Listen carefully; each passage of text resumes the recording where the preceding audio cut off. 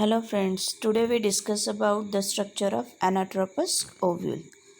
The question asked on a structure of anatropous ovule is a detailed description for 4 marks. Again, only short note on anatropous ovule is 2 marks. Draw a well-labeled diagram of an anatropous ovule is 2 marks, sometimes 3 marks. What is mean as the anatropous ovule? 1 mark. Again, what is mean by the embryo sac? 1 mark.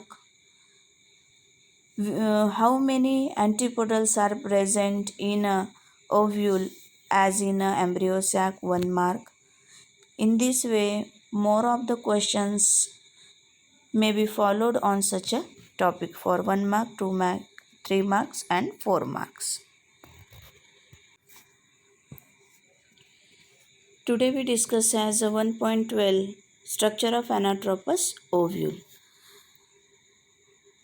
Anatropous ovule is just studied as for the description as well as before some of the summarized point.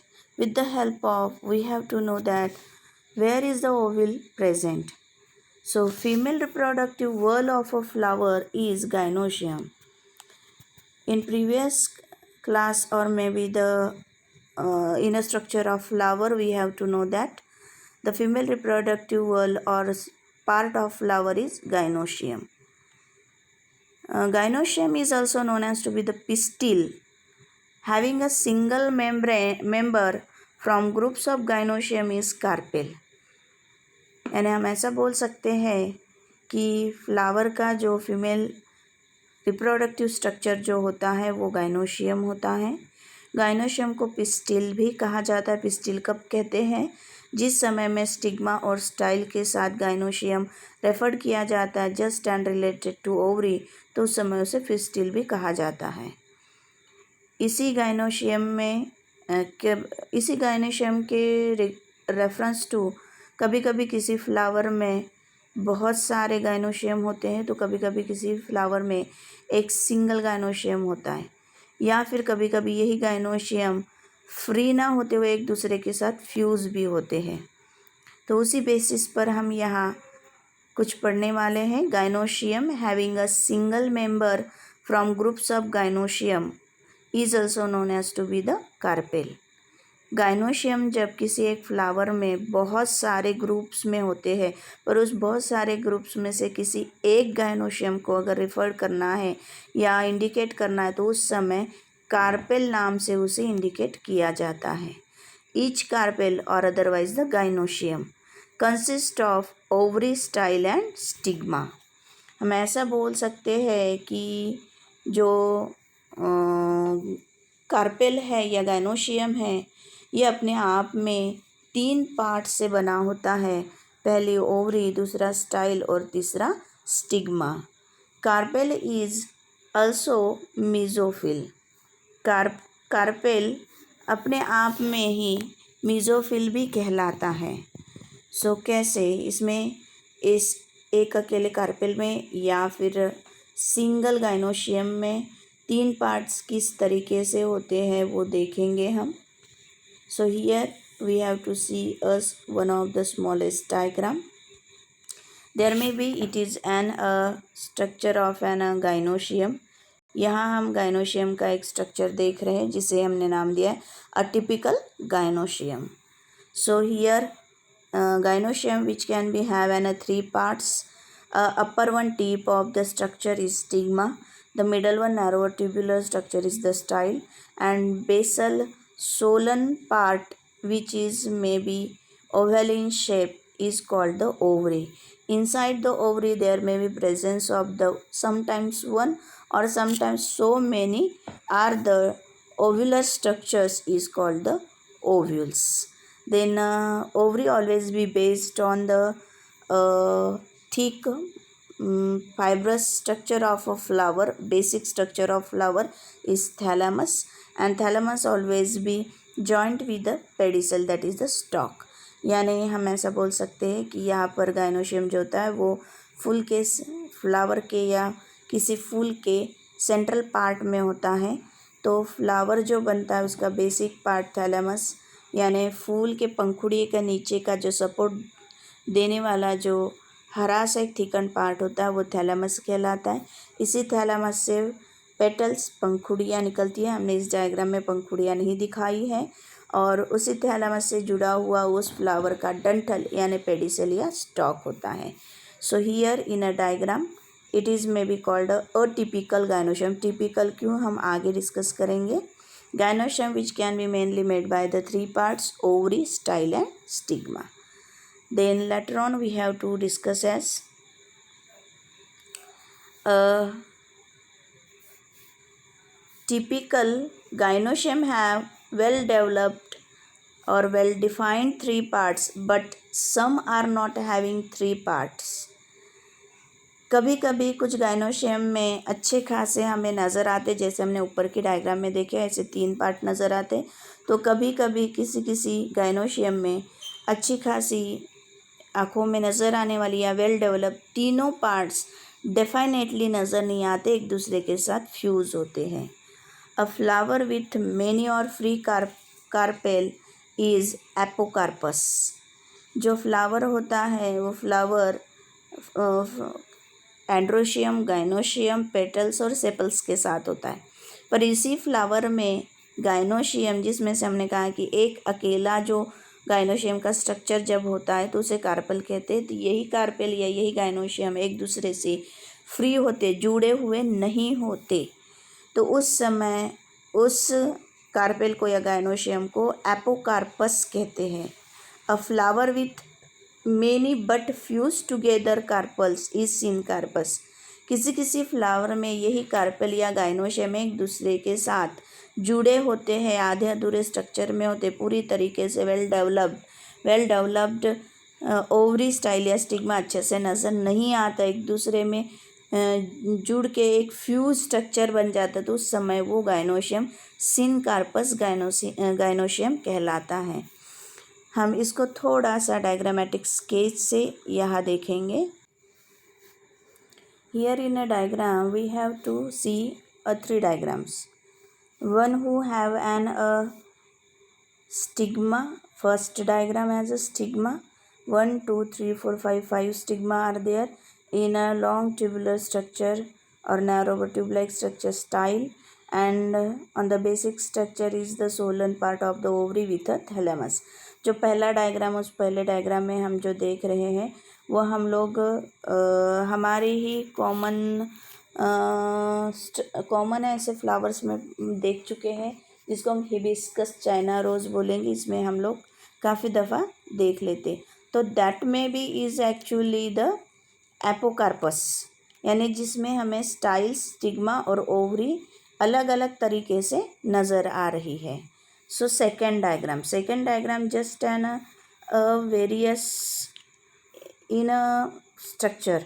So there में भी यहाँ पर हम stigma देख रहे हैं, या जिसको हम बोलेंगे कि इस तरीके से एक दूसरे से फ्यूज्ड है, एक दूसरे के साथ जुड़ा हुआ है, जहाँ पर हम सिर्फ उसको स्टिग्मा बोल रहे हैं। ओवरी जो है, ओवरी पूरी तरीके से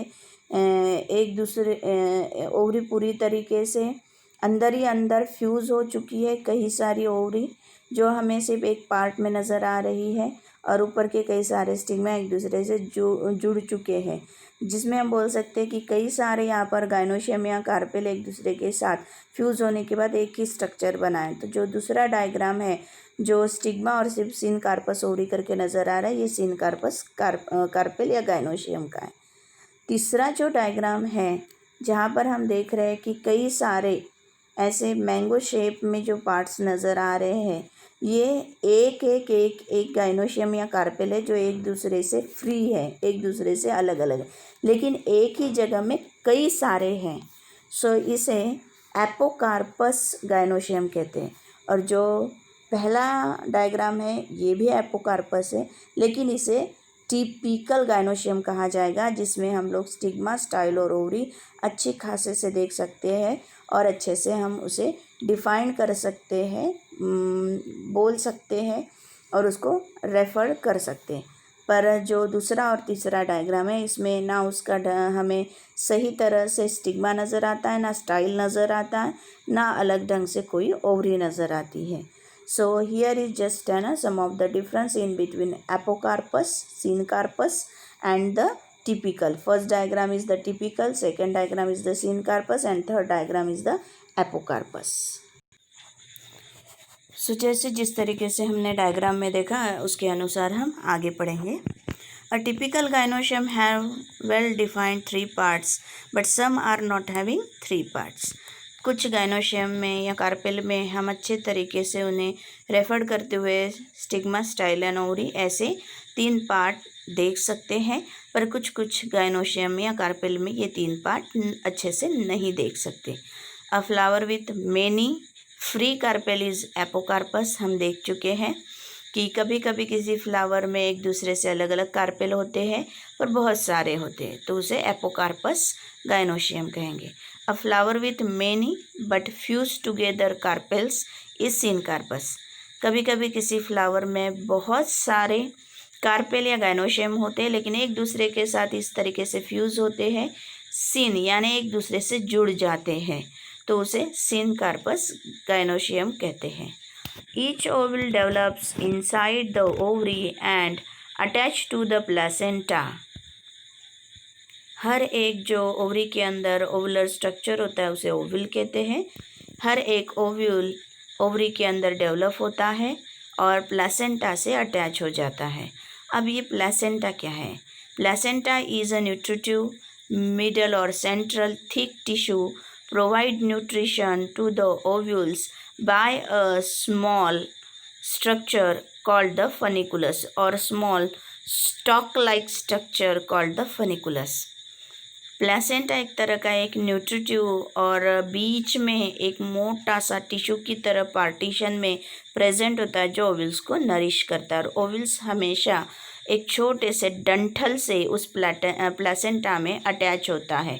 तो जो अटैचमेंट होता है उस प्लेसेंटा से, छोटा सा जो स्टॉक होता है, डंठल होता है, उसे फनिकुलस भी कहा जाता है या कभी इसे फनिकल भी कहते हैं. The number of vowels in the ovary varies. हाँ, कभी कभी हम ऐसा बोल सकते हैं कि कुछ ओवरी में जो ओवल्स होते हैं वो अलग अलग नंबर से पाए जाते हैं. सो उसके ऊपर से यूनी ओवुलेट ओवरी या मल्टी ओवुलेट ओवरी भी कहा जाता है. यूनी ओवुलेट क्या है? Have one ovule. कभी कभी किसी ओवरी में सिर्फ एक ओव्यूल होता है, जैसे कि वीट और मैंगो, गेहूँ या फिर आम में पाया जाता है. आम की गुठली या फिर गेहूं का दाना, उसके अंदर अगर हम देखेंगे तो उसकी ओवरी के अंदर ओव्यूल अगर देखते हैं, एक छोटा सा ओवुलर स्ट्रक्चर या छोटा सा एक ग्रैनुल लाइक स्ट्रक्चर, तो वो सिर्फ एक होता है. वीट में आप अच्छे से वेल डिफाइंड नहीं देख सकते, लेकिन मैंगो की जो फूल होता है, फूल का गाइनोशियम में अगर ओवरी तोड़े तो उसमें सिर्फ एक ही छोटा सा ग्रैन्यूल या एक ही छोटा सा ओवुलर स्ट्रक्चर, एक ओव्यूल नज़र आता है, तो उसे यूनी ओवुलेट कहेंगे. मल्टी ओवुलेट हैव 2 और मोर ओव्यूल्स. Example ladies finger. हाँ, यानी भिंडी में हम ऐसा बोल सकते हैं, भिंडी का जो गाइनोशियम होता है उसके अंदर अगर हम ओवरी को फोड़ के देखें तो एक नहीं कई सारे छोटे छोटे ओव्यूल्स नज़र आते हैं, तो उन्हें मल्टी ओवुलेट कहा जाता है. An ovule is integumented megasporangium of seed bear in a plants. मतलब हम ऐसा बोल सकते हैं कि जो मेगास्पोरेंजियम है ये क्या चीज़ है? ओव्यूल अपने आप में 2 लेयर से बाहर की कोट से इंटेगुमेंटेड यानी बाहर की सतह से 2 लेयर में या स्किन में, डर्मा में कवर कर लेता है, कवरिंग में, तो उसे इंटेगुमेंटेड कहते हैं. और वही अपने आप में जब डेवलप होना शुरू हो जाता है ओव्यूल, तो उसे मेगास्पोरेंजियम कहते हैं. यानी ओव्यूल जैसे जैसे अपनी मैच्योरिटी लेना शुरू कर देता है तो मेगास्पोरेंजियम बन जाता है, क्योंकि वो अपने अंदर आगे चल के मेगास्पोर को जन्म देता है. Ovule have downward directed opening is micropyle. जो ओव्यूल है उस ओव्यूल को अगर हम देखेंगे तो नीचे की तरफ झुकी हुई एक ओपनिंग नज़र आएगी, उसे माइक्रोपाइल कहते हैं। Ovules have downward directed micropyle with bent axis or stalk near the funiculus is called the anatropous ovule. Anatropous ovule का मतलब क्या है? ओव्यूल है लेकिन anatropous क्यों? तो जो कोई ओव्यूल होता है उस ओव्यूल का नीचे वाला जो ओपनिंग होता है वो ओपनिंग नीचे की तरफ बेंट एक्सिस यानी नीचे की तरफ एक छोटे से डंठल से झुका हुआ होता है, और जो अटैचमेंट होता है प्लेसेंटा से उसे फनिकुलस कहते हैं। तो उस फनिकुलस के पास वाला जो डंठल होता है उस डंठल से ये जो ओव्यूल होता है नीचे की ओर झुक जाता है और माइक्रोपाइल नीचे की ओर खुलता है।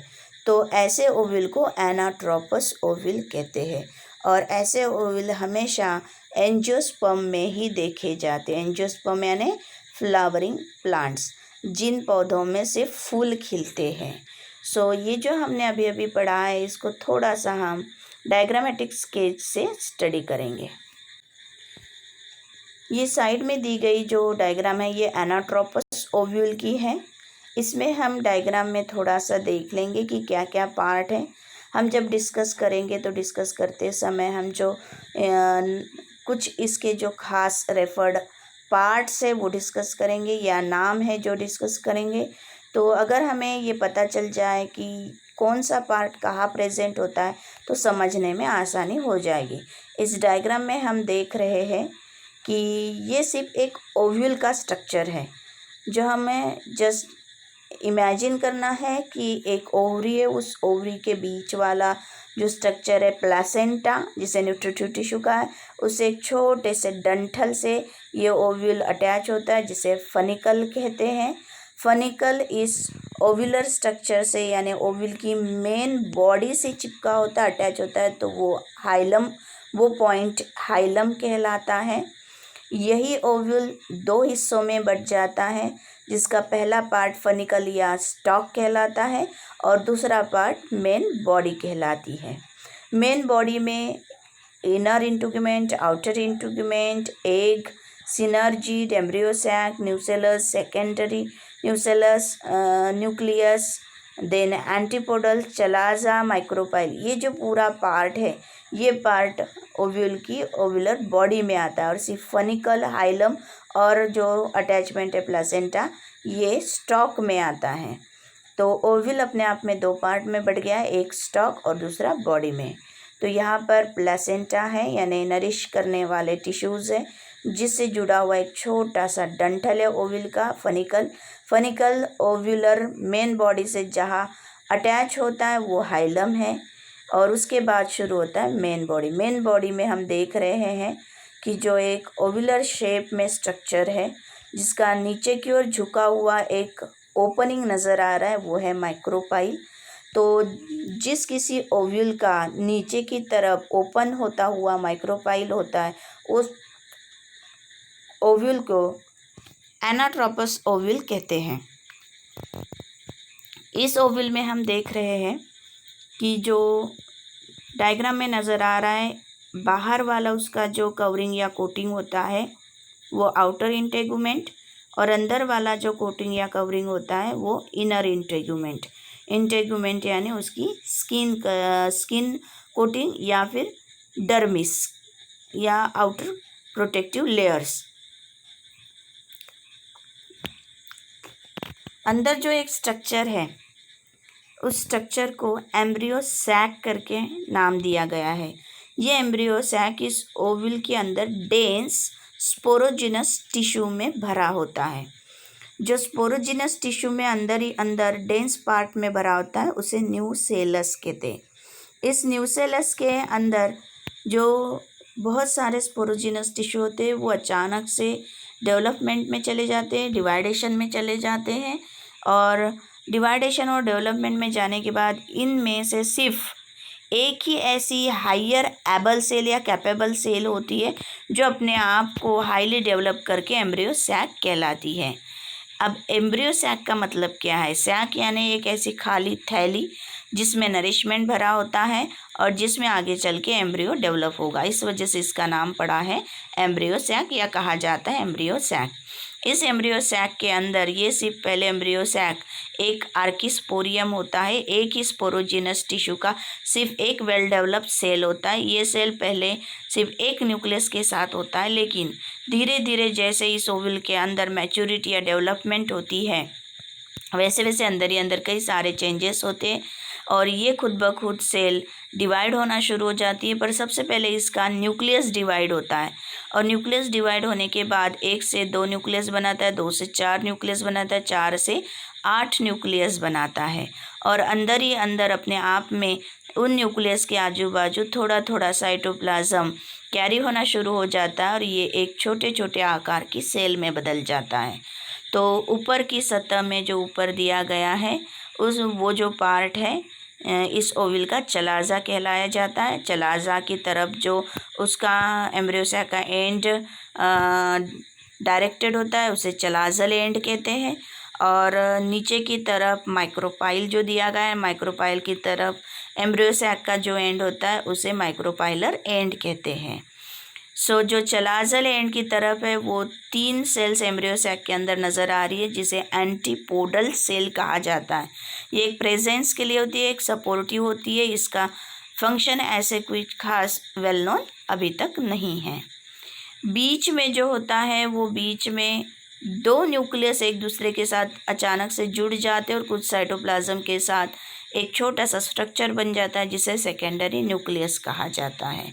ऊपर 3 न्यूक्लियस 3 एंटीपोडल बना लेती है, बीच में सेंट्रल पार्ट में 2 न्यूक्लियस सेकेंडरी न्यूक्लियस बना लेते हैं, 3 और 2 5 न्यूक्लियस हो गए। नीचे 2 अलग अलग सेल्स बना लेते हैं जिनको सिनर्जिड कहा जाता है, जो साइड अवे यानी बीच की सेल को छोड़ के माइक्रोपाइलर एंड के तरफ फिर से 3 सेल नज़र आ रही है जिसमें बीच वाली जो सेल है वो फीमेल गमिट या एग कहलाता है और उसके साइड वाली जो सेल्स होती है तो आइदर और साइड में दोनों प्रेजेंट है वो सिनर्जिड्स हैं।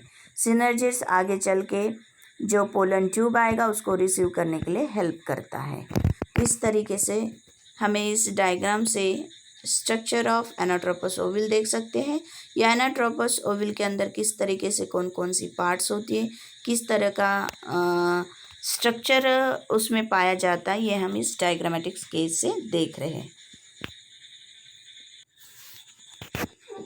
Inside the ovule, megasporogenesis and the development of female gametophyte takes place. जैसे हमने अभी अभी डायग्राम में देखा है कि ओवल के अंदर मेगास्पोरोजेनेसिस होता है, क्योंकि यही ओवल जब मैच्योरिटी लेना शुरू कर देता है तो इस ओवल का ही बदल के नाम मेगास्पोरेंजियम हो जाता है, क्योंकि इसके अंदर क्या फॉर्म होने वाला है, डेवलप होने वाला है, मेगास्पोर। तो यही ओवल मेगास्पोरेंजियम में बदलते ही डेवलप होते ही मेगास्पोरोजेनेसिस शुरू कर देता है, जिसमें फीमेल गमेटोफाइट सबसे पहले बना लेगा। अब ये फीमेल गमेटोफाइट क्या है? सो हियर मेगास्पोरोजेनेसिस कभी कभी 1 मार्क के लिए पूछा जाता है। So it is the process in which formation of the megaspore is called the megasporogenesis. Then megasporogenesis में मेगास्पोर बनाया जाता है। So inside the megaspore formation and the development of female gametophyte and then follows formation of the female gamete। पहले megasporogenesis में megaspore बनेगा, megaspore अपने अंदर ही अंदर चेंजेस करेगा, सेल डिवीजन शुरू कर देगा, तो अपने आप में यही मेगास्पोर अब एक नए नाम से रेफर किया जाएगा जिसे कहा जाएगा फीमेल गमेटोफाइट। पर कब? इस मेगास्पोर में जैसे डेवलपमेंट शुरू हो जाएगा और फीमेल गमिट बनाना शुरू हो जाएगा, उस समय यही मेगास्पोर फीमेल गमेटोफाइट हो जाएगा, यानी फीमेल गमिट को जन्म देने वाला स्ट्रक्चर या सेल, सो फीमेल गमेटोफाइट। हमने डायग्रामेटिक स्केच में जिस तरीके से ओव्यूल का स्ट्रक्चर या डायग्राम देखा है, यहाँ पर उसके बारे में थोड़ा सा डिस्क्रिप्शन देखेंगे। डिस्क्रिप्शन में अगर एनाट्रोपस ओवल पूछा गया तो डायग्राम होगा, डायग्राम के साथ शॉर्टली इस तरीके से उसका description. So here study as the views of mature ovule और only views of the anatropous ovule और views of ovule. Ovule consists of 2 main parts, one who stalk and another body. जैसे diagram में देखा था कि ये ovule दो part से बनता है, एक कही जाती है स्टॉक और दूसरा कहा जाता है बॉडी। स्टॉक क्या है? Stock of ovule is called funicle और फनिकुलस। इसी स्टॉक को फनिकल या फनिकुलस भी कहा जाता है। ये फनिकल या funiculus fertile tissue of ovary, ovary के अंदर जो फर्टाइल टिश्यू होते हैं जिसका नाम है प्लासेंटा, उससे अटैच होता है। Which nourish ovule and hold the body, यानी ओव्यूल की जो बॉडी कहलाई जाती है, main part, main solar structure of ovule जिसे बॉडी कहेंगे, उसे वो पकड़े रखता है या उसे नरिश कहता है। ऐसा जो स्ट्रक्चर होता है वो है स्टॉक डंठल, यानी सीधा सीधा हम ऐसा बोल सकते हैं ओव्यूल का डंठल। अब बॉडी क्या है? Body the attachment point of stock with body of ovule is called the hilum. Diagram में हम देख चुके हैं कि स्टॉक बॉडी को जिस पॉइंट से अटैच होती है, जिस पॉइंट ऑफ स्ट्रक्चर से अटैच होती है वो हाइलम होता है। The ovule covered with two protective covering called integuments. Ovule दो प्रोटेक्टिव कवरिंग में बंद होता है, कवर होता है, जिन्हें इंटेग्यूमेंट कहा जाता है। इंटेग्यूमेंट का मतलब है ऊपरी स्किन। जो दो स्किन होती है, एक कहलाई जाती है आउटर इंटेग्यूमेंट और दूसरी इनर इंटेग्यूमेंट। अब इस आउटर और इनर इंटेग्यूमेंट और इस प्रोटेक्टिव इंटेग्यूमेंट के अंदर जो सेंट्रल पार्ट होता है, वो सेंट्रल पार्ट क्या होता है? The ovule consist of central parenchymatous tissue is called nucellus. एक जो सेंट्रल पार्ट होता है वो ढच ऐसे लूज और नरिशिंग वाले पैरेनकाइमेटस सेल्स से भरा होता है, जिसे हम टिश्यू नाम, group of cells is tissue. तो बहुत सारे पैरेनकाइमेटस सेल्स से भरा होता है, टिश्यू से भरा होता है, उस पार्ट को न्यूसेलस कहते हैं। न्यूसेलस के ऊपर वाला जो हिस्सा, जिस पार्ट से ये दोनों इंटेग्यूमेंट निकलती है, जन्म लेती है और आके उसमें ख़त्म हो जाती है, ऐसे उस पार्ट को यहाँ चलाज़ा कहा गया है। Chalaza is the base of ovule directly opposite to the micropyle. From chalaza, the integuments are raised to develop. End of ovule is chalazal end, and end towards the micropyle is known as micropylar end. जैसे हमने यहाँ देखा है कि ovule का base वाला ऊपर वाला हिस्सा जो होता है, जो माइक्रोपाइल के अपोज होता है, जो चलाज़ा हमेशा माइक्रोपाइल के अपोज में बेसिक स्ट्रक्चर में पाया जाता है। चलाज़ा से ही ये जो इंटेग्यूमेंट्स होती है वो निकलती है, राइज होती है और इस न्यू सेल उसको कवर करते हुए प्रोटेक्टिव लेयर में बदल जाती है। जो चलाज़ल की तरफ ओव्यूल का एंड होता है उसे चलाज़ल एंड, और माइक्रोपाइल की तरफ जो ओव्यूल का एंड होता है उसे माइक्रोपाइलर एंड कहते हैं। इनसाइड न्यूसेलस, न्यूसेलस के अंदर क्या होता है? Inside nucellus sporogenous tissue is present and from such sporogenous tissue only one can able to develop into embryo sac. इस पूरे न्यूसेलस में स्पोरोजिनस टिश्यू करके डेवलप होना शुरू हो जाते हैं पैरेनकाइमेटस सेल्स से, धीरे धीरे बदलते हुए वो स्पोरोजिनस टिश्यू हो जाते हैं, यानी स्पोर को जन्म देने वाले। उस स्पोरोजिनस टिश्यू में से डेवलप होते होते आर्कियोस्पोरियम बनता है। नाम बदलते जाते हैं उन टिश्यू से, बदलते हुए डिवाइड होते हुए सेल की। यही आर्कियोस्पोरियम में से एक आर्कियोस्पोरियम हाईली कैपेबल होता है, जो अच्छी खासी मैच्योरिटी में बदल जाता है और एक मैच्योर स्ट्रक्चर में बदल जाता है, जिसे मेगास्पोर कहा जाता है। अब ये मेगास्पोर जब अपने अंदर ही अंदर फीमेल गमेट को जन्म देने के लिए अपने अंदर ही अंदर कुछ सेल डिवीजन और चेंजेस शुरू कर देता है, तो उस समय यही एम्ब्रियो सैक या फीमेल गमेटोफाइट हो जाता है।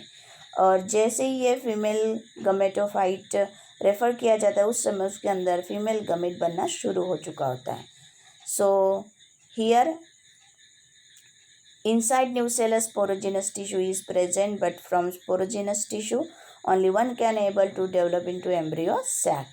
Embryo sac matures into female gametophyte, is oval shaped, multicellular diagram में देख चुके हैं, ओवल शेप का होता है।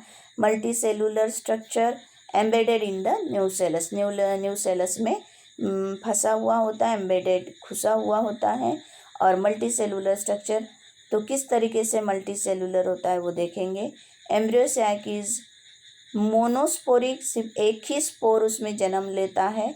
एंडोस्पोरिक न्यूसेलस के एंडो यानी इनसाइड में जन्म लेता है, इनसाइड द न्यूसेलस, इस वजह से एंडोस्पोरिक कहते हैं। इसके अंदर अभी जैसे हमने काउंट किए 7 sailed, 3 antipodals, 2 synergids and 1 secondary nucleus.